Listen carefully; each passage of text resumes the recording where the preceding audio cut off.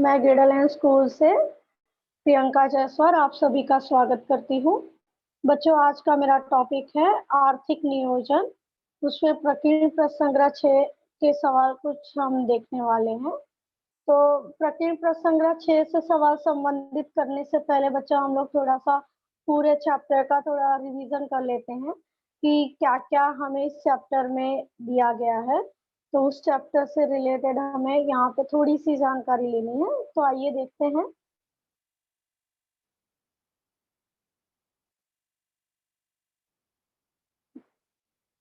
बच्चा, इस चैप्टर में अगर आप देखोगे तो आर्थिक नियोजन का परिचय, बचत, निवेश, कर संरचना और आयकर गणन, ये चारों टॉपिक हम ऑलरेडी पढ़ चुके हैं, लेकिन इससे रिलेटेड एक बार आपका रिवीजन करवाना है। आर्थिक नियोजन क्या होता है बच्चा, कि हम किस तरह से पैसों का नियोजन करते हैं, कि हम क्या-क्या हमारे खर्चे होते हैं, क्या-क्या हमारे पास इनकम होता है, तो वो सारी चीजें होती हैं। वो क्या आर्थिक नियोजन किस पे अवलंबित रहता है। तो यहाँ पे 2 पार्ट में डिवाइड किया गया है।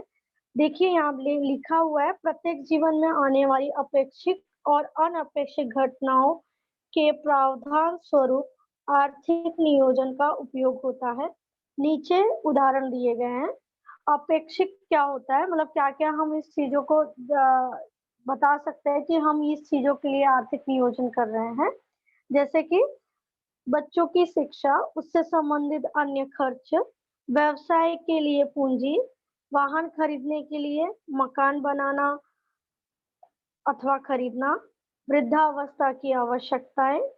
और अनपेक्षित क्या होता है, जैसे प्राकृतिक विपदा, परिवार के किसी सदस्य की बीमारी, दुर्घटना से हुई हानि और आकस्मिक मृत्यु। ये सभी जो घटनाएं अपने जीवन में आती है या चलती रहती हैं, अपेक्षित और अनपेक्षित, उसके लिए हम क्या करते हैं, आर्थिक नियोजन करके रखते हैं कि अगर कोई घटना होती है तो हम कुछ पैसे का इंतजाम करेंगे और आगे हम बढ़ेंगे। अच्छा, अभी बचत और निवेश क्या होता है बच्चा? जो पैसे हम बचत करके रखते हैं, हम बचत करने के बहुत सारे तरीके हैं। अगर आप देखोगे तो ये आपको यहाँ पे पॉट दिया हुआ है, बचत तथा निवेश। तो कुछ चीजें हमें बचत की तरफ लेके जाती हैं, कुछ निवेश की तरफ लेके जाती हैं। तो अभी आप लोग देखोगे बचत क्या कर सकते हैं, कहाँ-कहाँ पैसे रख सकते हैं। तो यहाँ पे मासिक आय है, सार्वजनिक भविष्य निर्वाह निधि है, डाकघर बीमा है, जीवन बीमा है, ठीक है ना? फिर अगर आप देखोगे आवर्ती जमा है, श्रेष्ठ नागरिक योजना है, पिंपी खाता है। अगर यहाँ देखोगे अवधि, यहाँ पे देखोगे अवधि जमा योजना है, फिर बॉन्ड्स है, राष्ट्रीय बचत प्रमाण है, म्यूचुअल फंड है, शेयर्स है, बीमा है, बचत खाता है। फिर यहाँ पे देखोगे सावधि जमा है, अवधि, अच्छा, ये सब बचत खाता, जैसे डाकघर में भी हम पैसे जमा कर सकते हैं, भविष्य निर्वाह निधि में भी हमारे जो पैसे आते हैं, मासिक आय जो महीने के जो इनकम आती है, वो भी हम जमा करके रख सकते हैं। तो ये बहुत सारी चीजें हैं, हम अपने पैसे को इसमें जमा, बचत खाता, सेविंग अकाउंट जिसे बोलते हैं, बीमा, आजकल आप लोगों ने सुना होगा एलआईसी का एडवर्टाइजमेंट आता है ना, जीवन के साथ भी और जीवन के बाद भी, इस तरह के शेयर्स आते हैं, राष्ट्रीय बचत प्रमाण पत्र आता है। तो आप इस तरह से और बहुत सारे निवेश है जो हम यहाँ पे लिख सकते हैं। और अच्छा, निवेश किसमें किया जाता है? कोई क्या बोलते हैं, साधारण ब्याज में करता है, कोई चक्रवृद्धि ब्याज में करता है, तो डिपेंड करता है बच्चा कि आपने निवेश किसमें किया है। ठीक है ना? ये बात हो गई निवेश और बचत की बात हो गई। आगे हम देखते हैं कि इसमें मुद्दे क्या है, कि हमें गवर्नमेंट की कुछ भी अगर हम लोग ने इन्वेस्ट किया तो वो चीज़ों को हमें थोड़े से इन्वेस्ट किया तो उसमें क्या-क्या हमें फैसिलिटी मिलती है, हमें इंटरेस्ट मिलता है, हम क्यों करते हैं वो चीज़ें। अभी हम इसके बारे में बच्चा हम टैक्स के बारे में जानेंगे, करों के प्रकार, टाइप ऑफ टैक्स। एक प्रत्यक्ष टैक्स होता है, एक अप्रत्यक्ष टैक्स होता है ये में। अच्छा, सब लोग बच्चा अगर अगर मैं आप लोगों से पूछूं कि आप लोग टैक्स भरते हो या आपके मॉम डैड भरते हैं टैक्स, तो कोई स्टूडेंट बोलेगा कि नहीं हम लोग नहीं टैक्स भरते हैं, कुछ लोग बोल देंगे हाँ भरते हैं। तो इसके हिसाब से बच्चा देखा जाए तो टैक्स हम सभी इंसान भरते हैं। कैसे? जो हम लोग बच्चा जो भी हम लोग कहते हैं ना कि जो भी हमारे इनकम से 2.5 लाख से ज़्यादा इनकम होती है, तो हमें उसमें टैक्स भरना पड़ता है। लेकिन जिनका 2.5 लाख से कम नहीं है, वो भी टैक्स भरते हैं। कैसे? वो डे टू डे जो वो अपनी लाइफ की चीज़ें यूज़ करते हैं, शैम्पू हो गया, तेल हो गया, साबुन हो गया, ठीक है ना? जो भी हम सुबह से लेके शाम तक जो भी हम इस्तेमाल करते हैं, उसे बोलते हैं इनडायरेक्ट टैक्स। जो भी हम लोग जो भी सामान खरीदते हैं उसमें जो भी टैक्स रहता है वो हमें भरना पड़ता है। हम कोई भी सामान खरीदते हैं, अगर हम नारियल का बॉटल भी खरीदते हैं या फिर टिफ़िन खरीदते हैं या फिर हम कंघी खरीदते हैं या शैम्पू खरीदते हैं, तो वहाँ पे साफ-साफ लिखा रहता है ऑल इंक्लूसिव टैक्स। तो ऑल इंक्लूसिव टैक्स का मतलब होता है उसमें सभी गवर्नमेंट के भी टैक्स उसमें इंक्लूड है जो हम भर रहे हैं। तो इस तरह से आपके जिसकी इनकम 2.5 लाख से ज़्यादा है और वो टैक्स भरता है तो डायरेक्ट टैक्स, और जिनका 2.5 लाख से कम है या फिर 2.5 लाख रहे या ना रहे, लेकिन जो भी सुबह से लेके शाम तक जो भी सामान का हम इस्तेमाल करते हैं, वो हम क्या करते हैं इनडायरेक्ट टैक्स में आपका आता है। बच्चों अब हम चलते हैं प्रकीर्णन संग्रह के। अच्छा, ये गवर्नमेंट हम जब टैक्स भरते हैं तो बच्चा गवर्नमेंट हमें कुछ छूट देती है। कैसे छूट देती है? कुछ टैक्स भरने के लिए तो हमें जो 2.5 लाख से इनकम ज़्यादा रहता है, तो बच्चा उनको कर भरना पड़ता है। तो कर क्या भरना पड़ता है? जैसे आप अगर आप देखोगे तो कुछ यहाँ पे कर आयकर संबंधित है, करदाता है, वित्तीय वर्ष है, कर निर्धारण वर्ष है, जिसको फाइनेंशियल ईयर बोलते हैं, जिसको निर्धारण वर्ष बोलते हैं। तो इस चीज़ों में अगर आप देखोगे, तो अगर यहाँ पे 16-17 है, फाइनेंशियल ईयर अगर 16-17 है, तो असेसमेंट ईयर क्या हो जाता है? 17-18 हो जाता है। क्या हो जाता है? 17-18। अगर यहाँ 17-18 फाइनेंशियल ईयर है, यहाँ पे अगर आप देखोगे फाइनेंशियल ईयर, यहाँ पे देखोगे 1 अप्रैल 2017 से लेके यहाँ पे क्या आएगा 31 मार्च 2018, तो आपका असेसमेंट ईयर क्या हो जाएगा 18-19 हो जाएगा, 1 साल आगे जाता है, ठीक है ना? अगर आप पैन कार्ड देखोगे स्थायी खाता नंबर, तो ये पैन कार्ड का भी हमें इस्तेमाल होता है टैक्स भरने के लिए। तो यहाँ पे और गवर्नमेंट हमें क्या छूट देती है? तो अगर गवर्नमेंट की बात करें तो हमें एटीसी की तहत हमें 1.5 लाख की छूट देती है। यहाँ अगर आप देखोगे एटीसी की तहत कम से कम 1.5 लाख रुपए की छूट देती है ये चीज़ें। और यहाँ पे और किस-किस चीज़ों में इन्वेस्ट करोगे तो गवर्नमेंट छूट देती है। देखो यहाँ पे अगर लड़कियों के सुकन्या समृद्धि योजना खुलवाया आपने पोस्ट ऑफिस में जाके 1.5 लाख तक तो आपको फ्री मिलेगा। 5 वर्षों के लिए डाकघर में किया हुआ निवेश अगर करवाया, राष्ट्रीय बचत प्रमाण पत्र करवाया, फिर यहाँ पे जीवन बीमा है, जिसे एलआईपी भी बोलते हैं, लाइफ इंश्योरेंस पॉलिसी, आरोग्य बीमा है, फिर यहाँ पे शैक्षणिक शुल्क है, लोक भविष्य निर्वाह निधि पीपीएफ बोलते हैं, गृह खर्च जो होम लोन लेते हैं उसका, म्यूचुअल फंड, फिर यहाँ जनरल प्रोविडेंट फंड, ये सब में गवर्नमेंट क्या करती है? छूट देती है। तो हम अगर इसमें इन्वेस्ट किए 1.5 लाख रुपए तक, तो हमें क्या करती है? गवर्नमेंट क्या देती है? छूट। बच्चों आइए हम लोग अभी बढ़ते हैं प्रकीर्णन संग्रह 6 की तरफ। तो हमारा पहला सवाल है, नीचे दिए गए विकल्प सही विकल्प चुनकर लिखो। आयकर की गणना करने के लिए धारा 80C के अंतर्गत विभिन्न निवेशों के लिए अधिकतम कितने रुपए की छूट मिलती है? अभी मैंने आपको यहाँ पे बताया, यहाँ पे देखो पहला ऑप्शन है 1.5 लाख, दूसरा ऑप्शन है 2.5 लाख, तीसरा ऑप्शन है 1 लाख और चौथा ऑप्शन है 2 लाख। तो बच्चा हमारा 80C के तहत अगर हम यहाँ पे ध्यान दें तो 80C बोला है, तो 80C के तहत हमें 2.5 लाख रुपए की क्या मिलती है, छूट मिलती है। ठीक है ना। तो 2.5 लाख में हम बहुत सारा निवेश मैंने आपको बताया क्या क्या कर सकते हैं। सुकन्या वाला सुकन्या समृद्धि योजना कर सकते हैं, जनरल प्रोविडेंट फंड कर सकते हैं, म्यूचुअल फंड कर सकते हैं, है ना। फिर होम लोन ले सकते हैं, फिर लोग भविष्य निर्वाह में कर सकते हैं, फिर आरोग्य में कर सकते हैं, जीवन योजना में भी कर सकते हैं, इस तरह से। क्वेश्चन नंबर अगर आप 2 देखेंगे, क्वेश्चन नंबर 1 का दूसरा सवाल, वर्ष 2017-18 में किसी व्यक्ति की आय कर निर्धारण का वर्ष निम्नलिखित कौन सा होगा? कर निर्धारण मतलब असेसमेंट ईयर, तो वो 2017-18 की बात चल रही है, तो उसका असेसमेंट ईयर एक साल बढ़ के होता है, तो क्या होगा ये 18-19। तो यहाँ पे ऑप्शन क्या आ जाएगा अपना 18-19।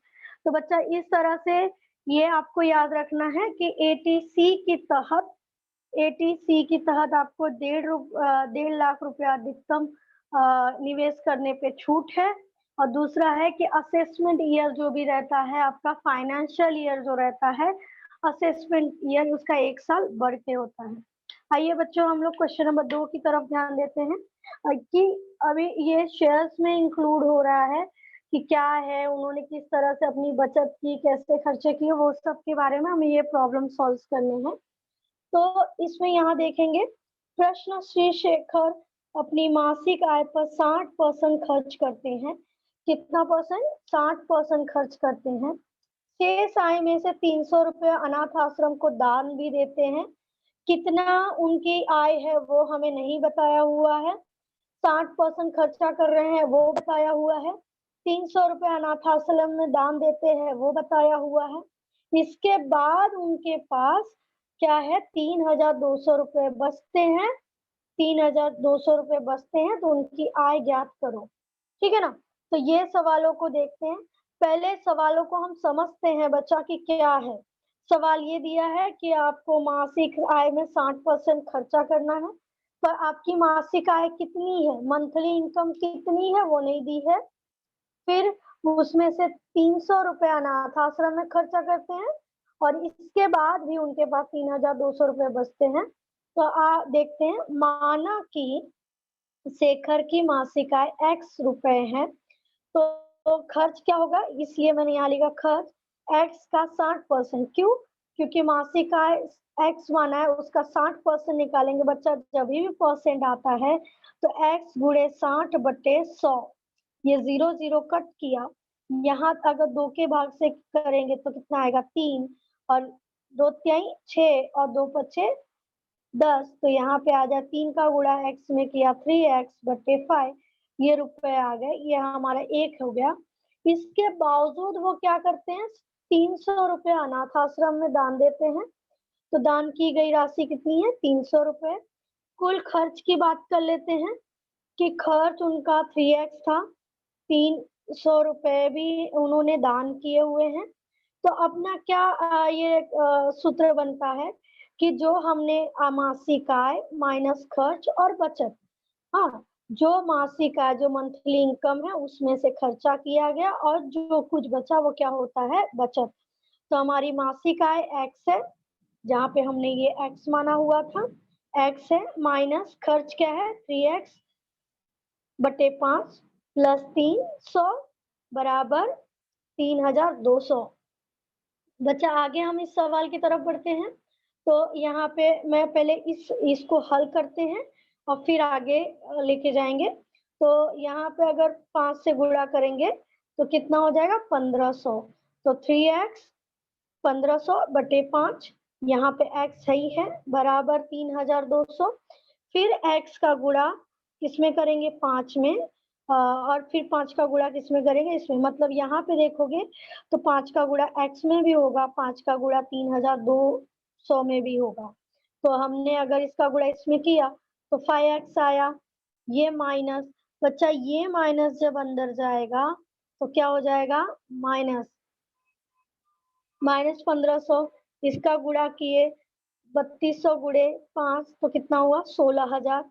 तो अभी यहाँ पे ये माइनस है बच्चा, यहाँ पे ये दोनों देखो चरांक है, चरांक चरांक से सॉल्व होता है, संख्या संख्या के पास जाता है, जिसे हम सजातीय पद बोलते हैं। क्या बोलते हैं, सजातीय पद।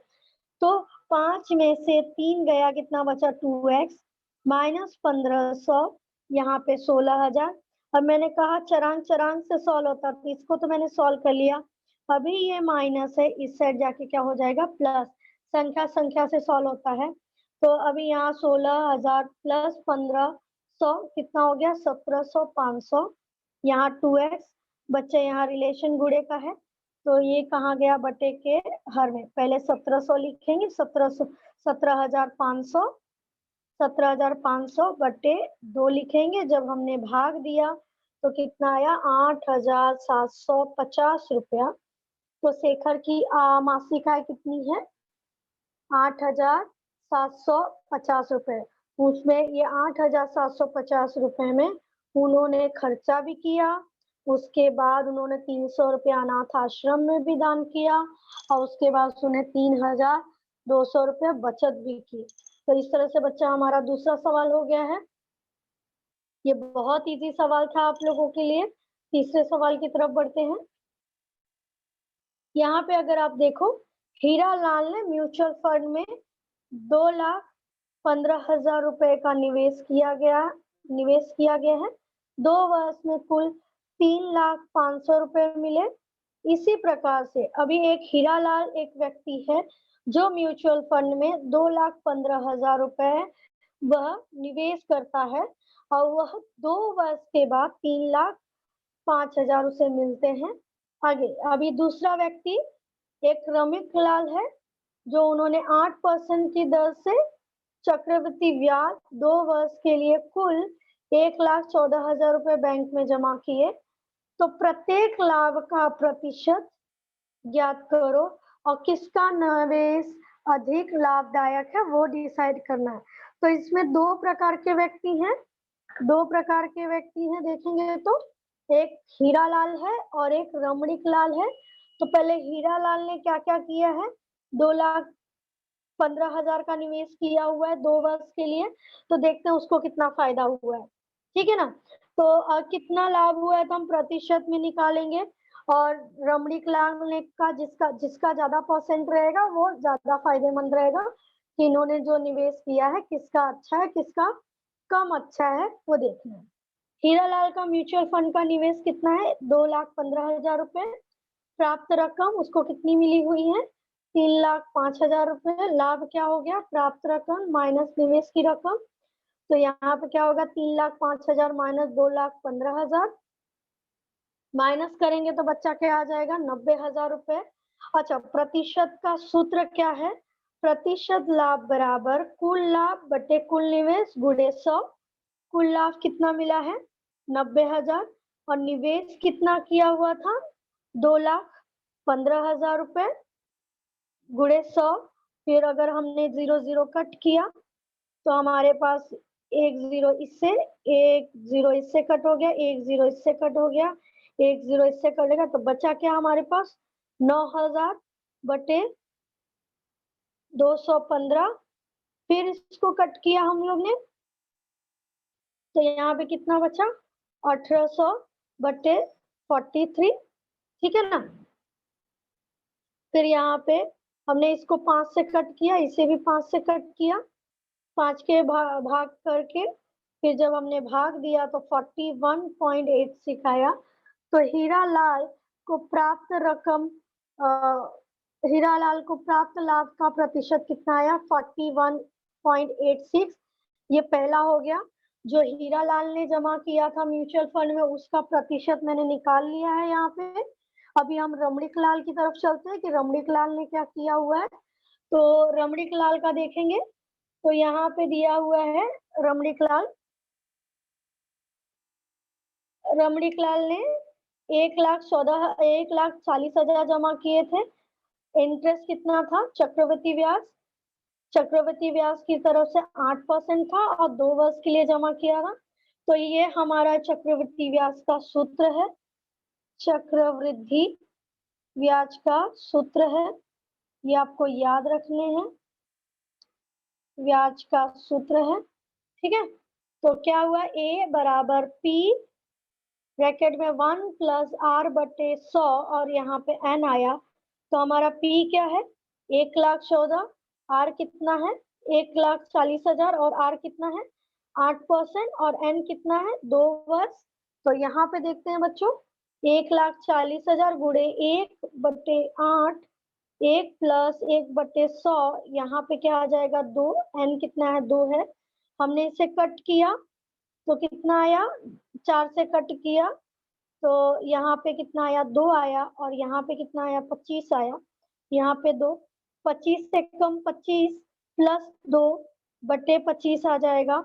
1,40,000 तो वैसे ही लिखेंगे, गुणा है 25 से कम 25 प्लस 2 बटे 25, यहाँ पे क्या आ गया 2 आ गया।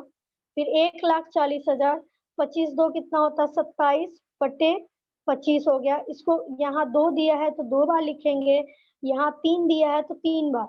आपको 2 वर्ष दिया है तो 2 बार लिखना है आपको।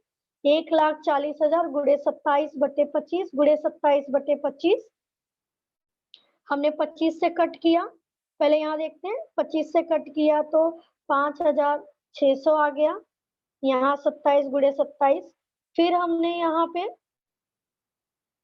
25 से कट किया, ये 25 से यहाँ से कट किया 224 आ गया। तो अभी हमें क्या बचा 224 गुणे 27 गुणे 27, तो हमने पूरा गुणा करने के बाद हमारा आंसर आता है 1,63,296 रुपए। तो इंटरेस्ट ये क्या है, इंटरेस्ट ये हो गया अपना अमाउंट, ये हो गया प्रिंसिपल अमाउंट। तो जमा कितना किया था उन्होंने, अगर यहाँ देखो 1,63,296 रुपया मिला और जमा कितना किया था 1,40,000 रुपए, तो कितना मिला 23,296 रुपए। अभी हमें इसका प्रतिशत लाभ निकालना है, जिस तरह से हम लोग ने पहले निकाला था। हम प्रतिशत लाभ क्यों निकाल रहे हैं, ताकि डिसाइड करने के लिए कि रमणीक लाल का निवेश अच्छा है या फिर रमणीक लाल का निवेश अच्छा है या फिर ये हीरा लाल का इन्वेस्टमेंट अच्छा है, किसका निवेश अच्छा वो पता करने के लिए। तो कुल लाभ बटे निवेश गुणे 100, तो हमारा कुल लाभ कितना इसमें मिला है रमणीक लाल में 23,296, यहाँ पे 1,40,000 गुणे 100, 0 कट किया, फिर हमने कट किया यहाँ पे, तो हमने यहाँ से कट किया 4 से कट किया, यहाँ पे भी 4 से कट किया तो 3 लाख, यहाँ पे आया 5,824 और यहाँ पे आया 350। फिर हमने निकाला तो आंसर क्या आया 16.6464, ये कथन 2 हो गया। तो फिर अगर हम देखें तो रमणीक लाल का कितना आ रहा है 16.64 लाभ आ रहा है और हीरा लाल का प्रतिशत कितना था 41.86 आया, रमणीक लाल का कितना है 16.64 आया। तो बच्चा इस केस में सबसे ज्यादा अधिक किसका है इन्वेस्टमेंट, किसके परसेंट ज्यादा हुए हैं, तो हीरा लाल का। तो हीरा लाल का जो निवेश है वो बच्चा फायदेमंद है, क्या है फायदेमंद है। हीरा लाल का जो निवेश किया गया है वो क्या है सबसे अधिक फायदेमंद है। तो सवाल हमारा ये था कि हीरा लाल और रमणीक लाल में कौन सा ज्यादा निवेश है अच्छा है, तो हीरा लाल का 41.86 आया और रमणीक लाल का आया 6.64 आया। तो इस तरह से हीरा लाल का निवेश क्या है सबसे अच्छा और फायदेमंद है। तो बच्चा हम क्वेश्चन नंबर 4 की तरफ चलते हैं। क्वेश्चन नंबर 4 की तरफ हम लोग चलते हैं। यहाँ पे अगर देखें तो ये भी क्वेश्चन चक्रवृद्धि ब्याज से ही रिलेटेड है, चक्रवृद्धि ब्याज से ही रिलेटेड ये सवाल भी है, तो इसको भी देख लेते हैं कि बच्चा अभी तक हम लोगों ने जो सवाल किए वो कुछ ना कुछ निवेश किया हुआ है चक्रवृद्धि ब्याज को लेके या फिर ये बचत है आय है, तो ये पूरा चैप्टर बच्चा हमारा बचत आय के ऊपर है। तो इससे रिलेटेड हम एक और सवाल देख लेते हैं। किसी व्यक्ति की बचत में वर्ष के आरंभ में उसने क्या किया, 24,000 रुपए थे, उसने 56,000 रुपए और जमा किए। मतलब पहले स्टार्टिंग में कितने थे, 24,000 रुपए, उसने और 56,000 रुपए दिए। 24,000 स्टार्टिंग में था, 56,000 और जमा किए। ठीक है, पूरी राशि पे उससे 7.5% चक्रवृद्धि ब्याज की दर से बैंक में निवेश किए। 3 वर्ष के बाद उससे कुल कितनी राशि प्राप्त होगी। मतलब उसने अभी इससे भी चक्रवृद्धि ब्याज है कि हमने स्टार्टिंग में कितना था, 24,000 रुपए, हमने 56,000 और जमा कर दिया, लेकिन ब्याज की दर क्या मिल रही है, 7.5, और उससे 3 वर्ष के बाद, कितना वर्ष, 3 वर्ष के बाद उसे कितनी रुपए मिलेंगे वो हमें गणना करनी है। तो बैंक में सबसे पहले जमा राशि कितनी थी, 24,000 रुपए। बैंक में और जमा की गई राशि कितनी है, 56,000 रुपए। तो बैंकों में कुल जमा राशि कितनी होगी, पहले 24,000 ऑलरेडी था हमारे पास, 56,000 हमने और जमा कर लिया, तो इस हिसाब से हमें कितना हो गया, 80,000 रुपए बैंक में जमा हो गया। बैंक में 7.5% चक्रवृद्धि ब्याज की दर से नंबर कितना है, 3 वर्ष के लिए है, पी कितना है, 80,000 रुपए का निवेश किया। तो मैंने यहाँ पे लिखा हुआ है कि R बराबर 7.5, N बराबर 3 और P बराबर कितना है, 80,000 रुपए। सूत्र बच्चा अपना वही है जो हमने सूत्र किया था पिछले सवालों में, जो हमने देखा हुआ है। क्या है, A बराबर P गुणे 1 प्लस R बटे 100 और यहाँ पे N, P की वैल्यू कितनी है, 80,000 रुपए, यहाँ गुणे 1 प्लस, यहाँ पे R की जगह आएगा बच्चा 7.5 बटे 100, यहाँ पे आ गया 3, ठीक है ना। फिर 80,000 रुपए। तो बच्चा पहले हम लोग क्या कर देते हैं, पॉइंट हटा देते हैं। ये यहाँ पे अगर देखोगे तो मैंने 7.5 का यहाँ पे डिटेल किया है। 7.5 क्या किया है यहाँ पे, 7/2, मतलब 7 को कैसे लिख सकते हैं, 7 सही 1/2, तो 7 दूनी 14, इसमें हमने गुणा किया, इसमें हम लोग ने प्लस किया, तो 7 दूनी 14, 14 1 15 होता है, 15/2। तो हम लोग ने यहाँ पे भी मैंने आपको करके बताया हुआ है, 7 दूनी 14 प्लस 1 तो 15/2। तो हम लोग इस तरह से यहाँ पे अगर 15/2 लिखेंगे, ठीक है, ये 7.5 की जगह पे क्या लिखा, 15/2 लिखा, लेकिन ये 100 है ही है, ठीक है, ये 100 का तो गुणा करना ही है आपको। तो आगे देखते हैं कैसे करेंगे इस सवाल को। तो यहाँ पे अगर देखें तो यहाँ पे आ जाएगा, यहाँ पे 1 प्लस 15, यहाँ पे आएगा 2 गुणे 100 तो कितना हो गया, 200। फिर यहाँ पे 80,000 गुणे, यहाँ 200 एक कम, 200 प्लस 15 बटे 200, और यहाँ कितना है, 3, क्योंकि 3 वर्ष के लिए वो जमा किया हुआ था। फिर 80,000 गुणे 215 बटे 200, यहाँ पे 3 है, इसको 215 बटे 200 को कितनी बार लिखेंगे, 3 बार लिखेंगे। जैसे पिछले सवाल में 2 दिया था तो हम लोग ने 2 बार लिखा था, पर इस सवाल में आपको 3 दिया है, 3 बार 3 वर्ष के लिए जमा किया हुआ है, एन का वैल्यू 3 दिया, तो हम इसे 3 बार लिखेंगे।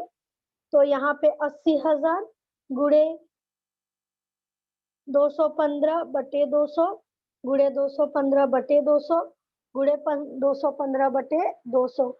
तो बच्चा 1010 इससे कट गया, 1010 इससे कट गया, बचा क्या, 8 गुणे 215 गुणे 215 गुणे 215, और यहाँ पे क्या बचा, 200, यहाँ 2 बचा है, और यहाँ पे भी क्या बचा है, 2। तो हम अंश वाली चीजें हम लोग ने एक साइड लिखी, हर वाली चीजें हमने एक साइड लिखी, है ना। तो अगर आप देखोगे बच्चा, तो यहाँ 2 बचा है हर में, यहाँ भी 2 बचा है, और यहाँ 200 बचा है। तो 2 से कट किया 8 को तो 4 आया, फिर 2 से कट किया तो 2 आया, फिर 2 से यहाँ कट किया तो 100 आया। अब इसके बाद हमारे पास अंश में क्या बचता है 215 गुड़े 215 गुड़े 215, ठीक है, गुड़े 215 बटे 100। तो बच्चा यहाँ पे सॉल्व करके मैंने यहाँ गुणा करके दिखाया हुआ है, 215 का गुणा 215 में किए तो 46,225 आता है। फिर 215 में गुणा किया तो कितना आ रहा है, यहाँ पे देखेंगे 99,38,375। फिर अगर इसमें हमने 100 से भाग दिया तो 2 अंक के बाद क्या आता है दशमलव, 2 अंक के बाद अगर यहाँ 1000 होता तो 3 अंक के बाद दशमलव आता। यहाँ पे क्या है आपको, यहाँ पे 100 है तो 2 अंक के बाद दशमलव है, इसलिए 3 वर्ष के बाद कुल राशि उसको कितनी मिल रही है, यहाँ पे देखेंगे हम लोग तो यहाँ पे आपको होगी 99,383.75 पैसे। तो इस तरह से बच्चा आपको यहाँ पे अगर आप देखोगे तो आपके चौथे सवाल भी हो गए हैं। तो आपको प्रकृति प्रसंग्रह के 1 2 3 4 चारों सवाल मैंने सॉल्व करके आपको बताए हुए हैं कि किस तरह से निवेश किया है, किस तरह से हमें ये इसे सॉल्व करना है। बच्चा इससे संबंधित अगर आपको कोई सवाल हो तो प्लीज पूछ सकते हैं।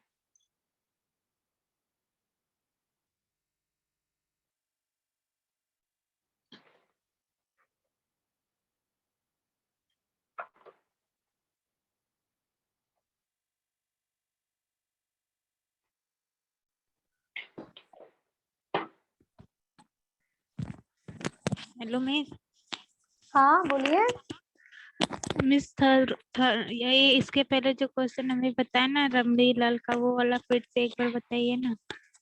बच्चा। उसमें उस सवाल में जो आपको दिया हुआ था रमणीक लाल और हीरा लाल का, हमें ये निकालना था कि वो चीजें कौन सा निवेश फायदेमंद है। तो मैं आपको बस यहाँ पे एक बार रिवीजन करा दे रही हूँ। बच्चा हीरा लाल ने देखो 2,15,000 रुपए जमा किए थे, उसको 2 वर्ष के बाद 3,05,000 मिले। तो पहले हमें निकालना है कि उसको फायदा कितने का हुआ। तो बच्चा अगर देखा जाए तो यहाँ 3,05,000 में 2,15,000 को माइनस किया तो उसको फायदा कितना हुआ 90,000 का, ठीक है ना बच्चा। ये आपको प्रतिशत लाभ का सूत्र निकालना है, सूत्र आपको याद रखना है, कुल लाभ बटे कुल निवेश गुणे 100। 90,000 हमारा कुल लाभ हुआ है, जैसे माइनस करने के बाद निकाला है हमने। 2,15,000 गुणे 100, फिर हमने यहाँ पे 0 कट किया तो 9,000 गुणे यहाँ पे कितना है 215। फिर हमने अगर इसे 5 से डिवाइड किया तो कितना आया 1800 बटे 43। बच्चा भाग देने पे हमारा आंसर आता है 41.86, ठीक है ना, ये 41.86। इस तरह से हमारे ये आंसर्स आते हैं इसके। तो अगर आप देखोगे तो ये इसके प्रतिशत है। अभी हमारी बात चल रही है रमणीक लाल। तो रमणीक लाल ने उन्होंने क्या किया 1,40,000 2 वर्ष के लिए 8% की दर से उन्होंने जमा किया चक्रवृद्धि ब्याज में। तो बच्चा मैंने चक्रवृद्धि ब्याज का सूत्र लगा के मैंने इसे सॉल्व किया हुआ है। सबके यहाँ वैल्यूज मैंने यहाँ रखे हुए हैं। 1,40,000 जिनका उनका पी है निवेश है, आर कितना है 8% है और एन कितना है 2। बच्चा इस तरह से हमने सॉल्व करने के बाद यहाँ 1,40,000 यहाँ 1 + 8 बटे 100 यहाँ पे 2 आ गया। बच्चा 4 से कट गया 2 बटे 25 आया। फिर हम लोग ने यहाँ पे आप चीजें बच्चा ध्यान रखना, 25 से कम 25 + 2 यहाँ पे आया 25। अब यहाँ 25 2 कितना होता है 27 बटे 25। यहाँ 2 दिया है तो यहाँ 2 बार लिखेंगे, 25 से भाग देंगे तो यहाँ 224 यहाँ पे आया 5,600। फिर 25 से भाग दिया तो कितना आया 224। फिर हम लोग ने यहाँ पे 224 गुणे 27 गुणे 27, ये उसका टोटल अमाउंट है 1,40,000 रुपए उसने जमा किया था। फिर उसको इंटरेस्ट के साथ कितना मिला 1,63,000 रुपए बच्चा उसे मिला, ठीक है ना। माइनस करने पे के बाद उसको 23,296 आया। तो ये अमाउंट को भी प्रतिशत में निकालना पड़ेगा कि उसको कितना मिला है। तो प्रतिशत का सूत्र बताया है कुल लाभ बटे निवेश की रकम गुणे 100। हम लोग ने इस तरह से इसको सॉल्व किया और आंसर आया 16.64। तो इसमें कौन सा लाभ ज्यादा है? तो बच्चा ये थर्ड, जो भी हीरालाल, हाँ, जो हीरालाल ने जो इन्वेस्टमेंट किया था बच्चा, वो अधिक लाभदायक है क्योंकि ये 41 है और ये 16.64 है। ठीक है, अभी कोई Thank you, डाउट है miss. बच्चा? वेलकम बच्चा। टीचर हाँ बोलिए। जो टीचर थर्ड क्वेश्चन का था, मतलब 90,000 बटे 2,15,000 गुणे 100, मेरे को नहीं समझा कि कैसे आपने काटे। बच्चा ये अच्छा ये कैसे कट किया? हाँ अच्छा, टीचर।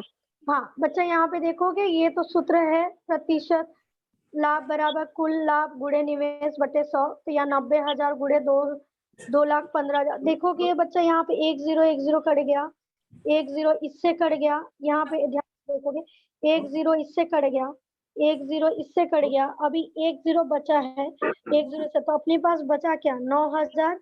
यहाँ पे कितना बचा? 215। अगर 5 से भाग देंगे बच्चा, 5 से भाग देंगे तो यहाँ कितना आएगा? 1800। यहाँ पे देख लेते हैं, ठीक है ना। 5 से भाग दिए तो एक सेकंड, 5 से भाग दिया तो 5 1 5, कितना हुआ? 4। यहाँ पे 5 8 40, ठीक है ना। ये 2 0 आपको यहाँ पे लग गया, 1800 आ गया। यहाँ भी 5 से भाग दिया 43, भाग देने पे क्या आया? 41.86 आया। ठीक है, अभी कोई डाउट? टीचर लेकिन उधर 100 जो है 100% में, तो 2 जीरो उधर पे, तो 2 जीरो ही काटेंगे ना। हाँ, तो 2 ही 0 कट किया है। लेकिन टीचर आपने इधर नीचे में 3 किया और ऊपर में 1 किया। बच्चा यहाँ पे 3 क्यों किया है? आप देखोगे ये 2 0 कट किया हम लोग ने, ठीक है। ये 2 0 हो गया इसके साथ, पर ये देखो ये भी अंश और ये हर है ना, तो 1 0 इससे कट किया है। ठीक है ठीक टीचर। है, अभी समझा? हाँ टीचर। ठीक। और बच्चा किसी को डाउट?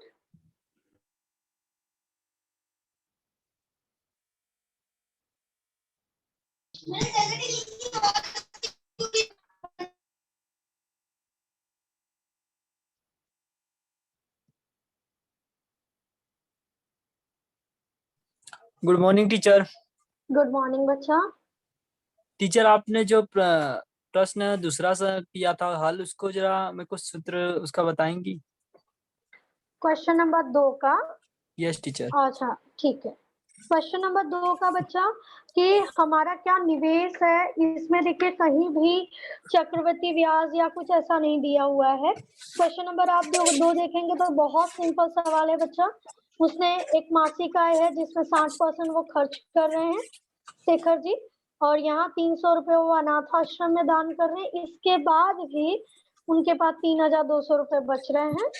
तो मासिक आय नहीं दी हुई, तो बच्चा हमने एक्स लिखा है, एक्स रुपए उनकी मासिक आय है। नहीं मालूम कि उनकी मंथली इनकम क्या है, एक्स लिखा है। उनका जो खर्च होगा उनकी कमाई से ही वो खर्चा करेंगे। तो मासिक आय का मैंने क्या निकाला है? 60%। परसेंट कैसे निकालते हैं? 60 बटे 100, ठीक है ना। तो 0 0 कट किया, तो यहाँ से 3 से कट किया, 2 3 6 और 2 5 10, यहाँ आया 3x बटे 5। ये क्या हो गया? 60% वाला खर्चा हो गया। और फिर उसके बाद उन्होंने दान कितनी की थी? 300। ये भी उनके खर्चे में ही आएगा, है ना। वो एक खर्चा हुआ ना, एक तरह का उन्होंने दान किया, वो एक प्रकार का खर्चा ही हो गया। तो कुल खर्च क्या हुआ? 3x प्लस 300, 3x बटे 5 प्लस 300 रुपए। अभी ये तो चीजें हैं कि भैया उनकी जो इनकम होगी उसमें से ही खर्चा करेंगे, और जो कुछ बचेगा वो उनका बचत रहेगा। तो आय कितनी है? x, खर्च कितना? 3x बटे 5 प्लस 300। तो पहले मैंने क्या किया? 5 का गुणा 300 में किया, क्योंकि पहले इसको एक सिंपल रूप में लेकर आते हैं और उसके बाद सॉल्व करते हैं। तो मैंने इसको गुणा किया तो कितना आया? 1500 आ गया। 3x प्लस 1500 बटे 5, ठीक है ना। ये दोनों जोड़ नहीं सकते, बच्चे बार बार यहाँ पे गलती करते हैं, ये दोनों को जोड़ देते हैं, जुड़ेगा नहीं। ये क्यों नहीं जुड़ेगा? क्योंकि ये चरांक है और ये संख्या है।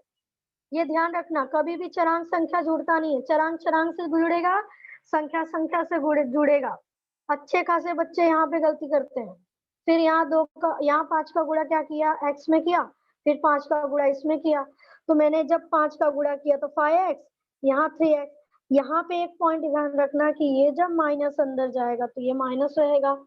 फिर ये चीजें मैंने आपको अच्छे से समझाई कि यहाँ पे गुणा किए तो 16,000 आ गया। 5 माइनस 3, ये देखो चरांक चरांक है, तो यहाँ पे 2x हो गया, यहाँ 1500 हो गया, यहाँ 16,000 हो गया। चरांक चरांक से गुणा हो, जोड़ हो, घटाना हो, भाग हो, सब कर सकते हैं, लेकिन चरांक चरांक से ये संख्या इससे कुछ नहीं कर सकते। तो ये संख्या इधर जाएगा, संख्या के पास जाएगा, तो माइनस Hello. का प्लस हो गया। इस तरह से गुड आपको ये मॉर्निंग सवाल, एक मिनट बच्चा, मैं ये सवाल कंप्लीट कर लेती हूँ। तो इस तरह से बच्चा आया 8,750 रुपए उनकी मासिक आय। हाँ बोलिए बच्चा। Good morning miss. Good morning बच्चा। हेलो।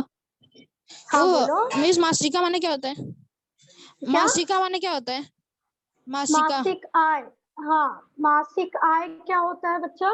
मासिक आय का मतलब आपका मंथली इनकम, जो हर महीने एक रकम आती है, जैसे कि अपने मॉम डैड है या फिर अपने भाई बहन जहाँ हम जॉब करने जाते हैं, तो जहाँ पे हमें एक मंथली इनकम मिला जाता है, उसको बोलते हैं मासिक आय।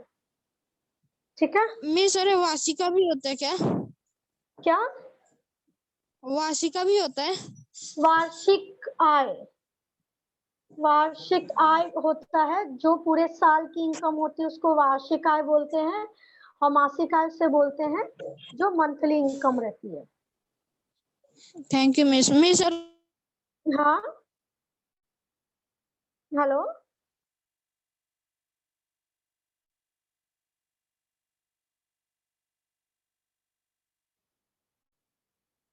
हम लोग ने आर्थिक नियोजन का आज अध्ययन किया है। धन्यवाद।